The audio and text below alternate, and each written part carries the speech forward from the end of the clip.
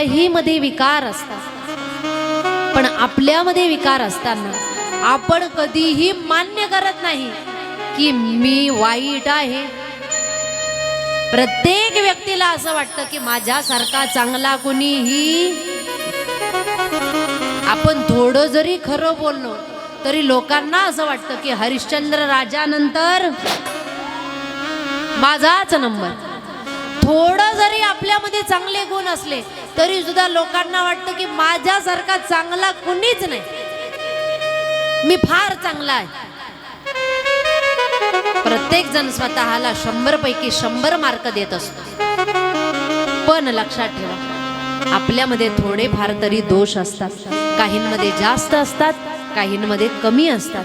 आपल्यामध्ये जर दोष नसले असते तर आपल्याला एक नवीन पदवी मिळाली असते, ज्याला म्हणतात संत, ज्याला म्हणतात साधू. पण जर आपण संत नाही, जर आपण साधू नाही, तर लक्षात ठेवा, आपण जर सर्वसामान्य आहोत तर आपल्यामध्ये थोडे फार का असेना दोष विकार आहेत. मग हे विकार कसे दिसतील? जेव्हा आपण सत्संगामध्ये येऊन बसणार तेव्हा आपल्याला हे दोष दिसतील. कारण कथा काय आहे? कथा दर्पण आहे. दर्पण म्हणजे आरसा. आणि कथा काय करते?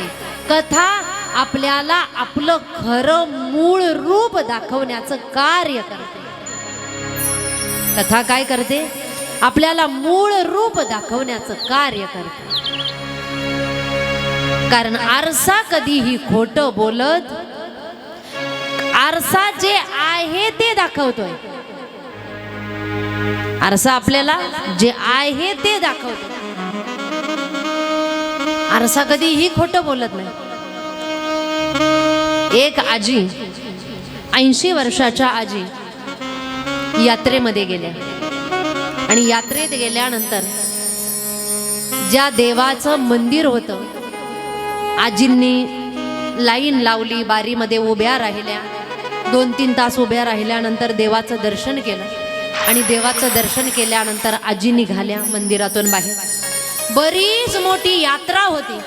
आणि यात्रेतून फिरता फिरता आजी एका आरशाच्या दुकानाजवळ गेली. आरशाच्या दुकानाजवळ गेल्यानंतर आजीने एक आरसा उचलला, आरसा पाहिला आणि आजीने विचारलं, या आरशाची किंमत काय?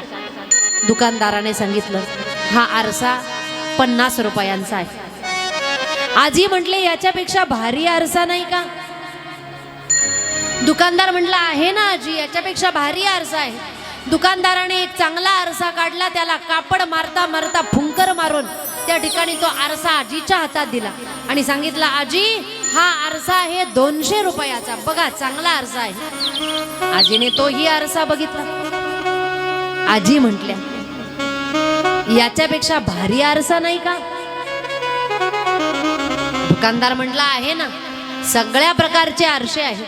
दुकानदाराने तिसरा आरसा दाखवला, अतिशय सुंदर आरसा आजीच्या हातामध्ये दिला आणि आजीला सांगितलं, आजी बघा हा आरसा ही अतिशय सुंदर आहे आणि या आरशाच्या सगळ्या बाजूने अतिशय पाना फुलांची सुंदर डिझाईन काढलेली आहे, त्याला रंगीबेरंगी रंग भरलेले आहे.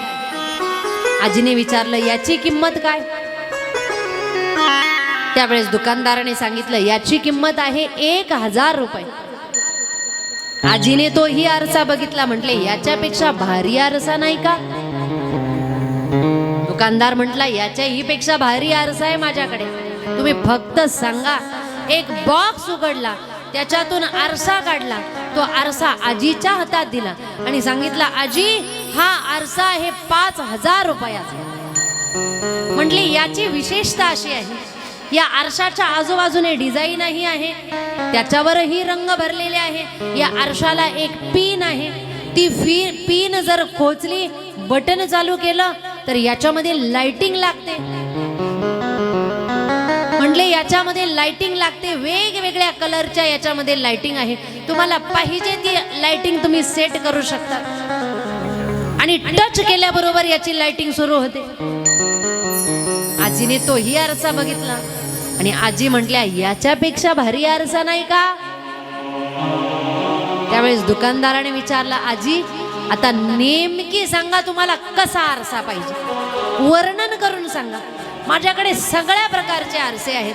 छोटा पाहिजे, मोठा पाहिजे, कलरचा पाहिजे, लाइटिंगचा पाहिजे, डिझाईनचा पाहिजे, जाड काचेचा पाहिजे, थिकनेसचा पाहिजे, की नेमकी कसा पाहिजे. त्यावेळेस आजीने उत्तर दिलं, म्हटले 40 वर्षापूर्वी मी या यात्रेमध्ये आले होते. याच ठिकाणी आरशाचं दुकान होतं. म्हटले हो, आमच्या आजोबा पंजोबा वडिलांपासून याच जागेवर आम्ही आरशाचं दुकान लावतो. तुम्ही बरोबर ओळखलं. म्हणले 40 वर्षापूर्वी जेव्हा मी या ठिकाणी आले होते त्यावेळेस इथूनच एक आरसा नेला होता. तो आरसा एवढा सुंदर होता की त्या आरशामध्ये मी माझा चेहरा बघितला की मी अतिशय सुंदर दिसत होते. पण तुम्ही कितीही भारी आरसा दाखवला तरीही मी आता तशी दिसत. मला असा आरसा पाहिजे की मी तशी दिसली पाहिजे. कशी? 40 वर्षाची. आता मला एक उत्तर द्या, किती भारी आरसा दुकानदाराने दिल्यानंतर आजी 80 वर्षाच्या आजी 40 वर्षाच्या दिसतील? दिसतील का? कारण काय? कारण आरसा आपण जसं आहोत तसं दर्शन दाखवतो. तशी कथा ही दर्पण आहे. या कथेत बसल्यानंतर एक एक दिवसाला आपल्याला कळतं की माझ्यात काय कमी आहे, मी किती अपूर्ण आहे, किती पूर्ण आहे, माझ्या भक्तीमध्ये कोणत्या त्रुटी आहेत, कोणत्या चुका आहेत, मी माझ्यामध्ये कसा बदल केला पाहिजे. हे आरसा म्हणजे कथा आपल्याला दाखवते. कारण कथा आरसा आहे, दर्पण आहे. आरसा कधीही खोटं बोलत नाही. तोरा मन दर्पण कहलाय. आपलं मनच आपल्याला आरसा बनवून त्या ठिकाणी दर्शन देत असते.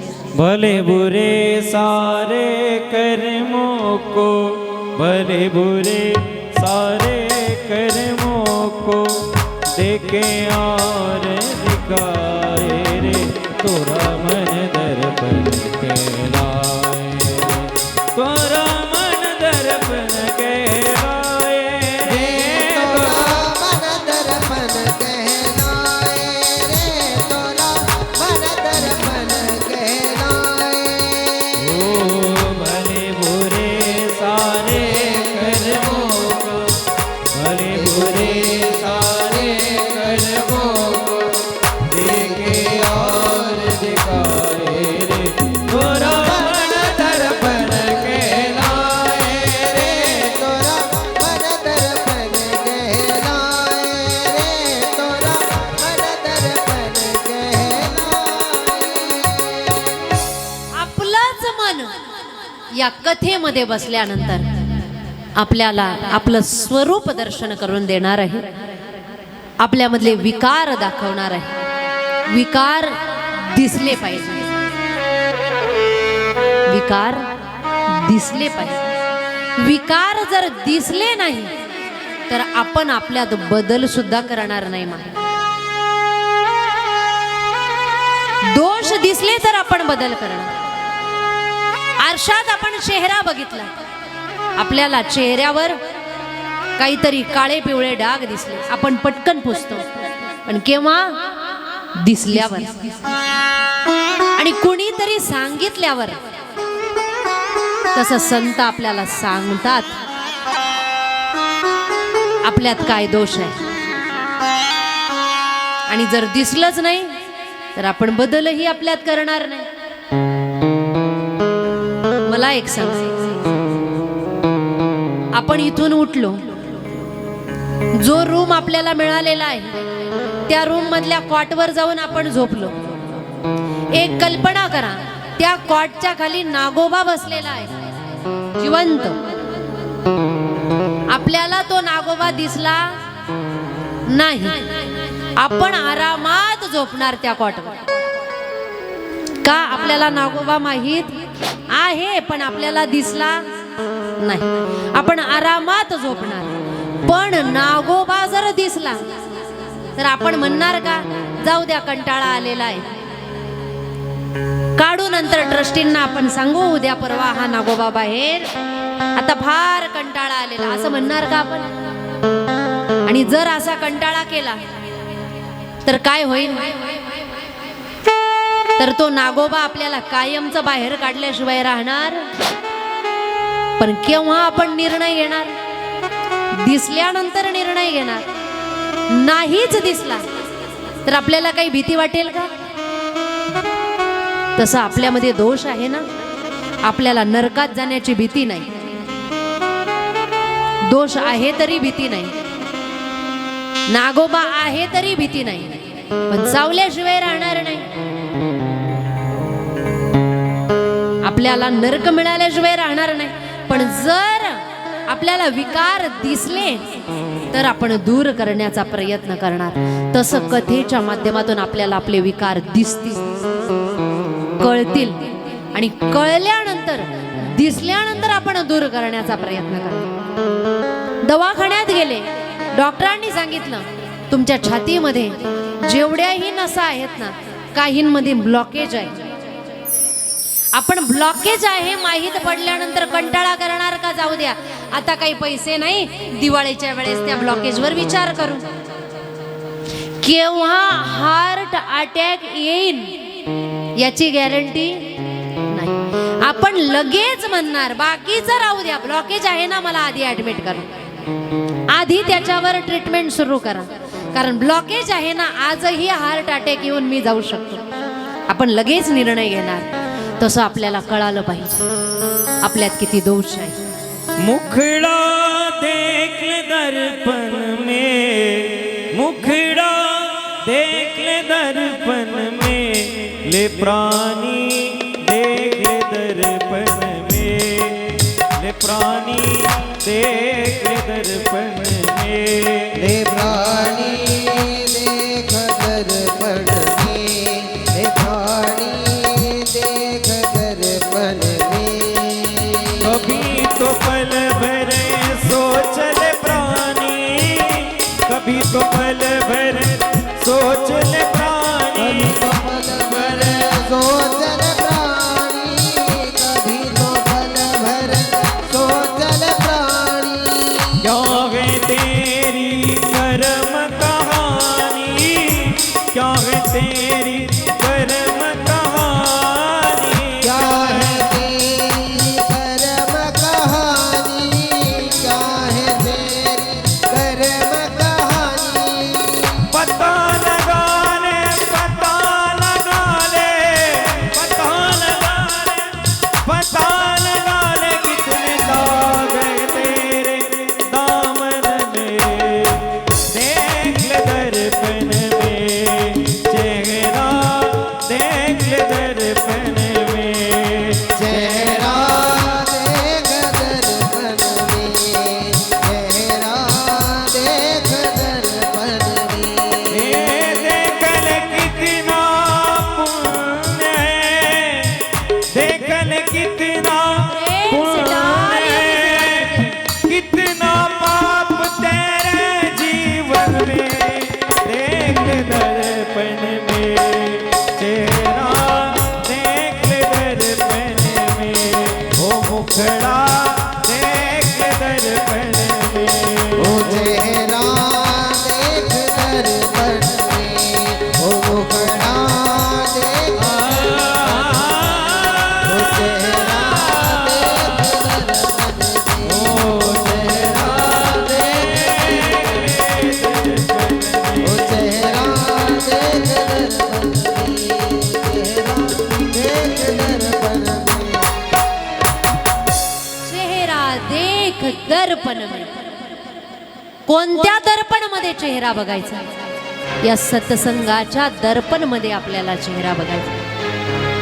किती गुण आहे, किती दोष आहे, हे गुणदोष बघितल्यानंतर आपण आपल्यामध्ये बदल करण्याचा प्रयत्न करणार. आणि त्याच्यानंतर पुढचा प्रश्न आहे, आसुरी स्वभाव दूर करून दैवी गुण येण्यासाठी काय केलं पाहिजे? उत्तर आहे सत्संग. दैवी गुण येतील सत्संगाच्या माध्यमातून. पुढचा प्रश्न आहे, पवित्राला पवित्र करण्या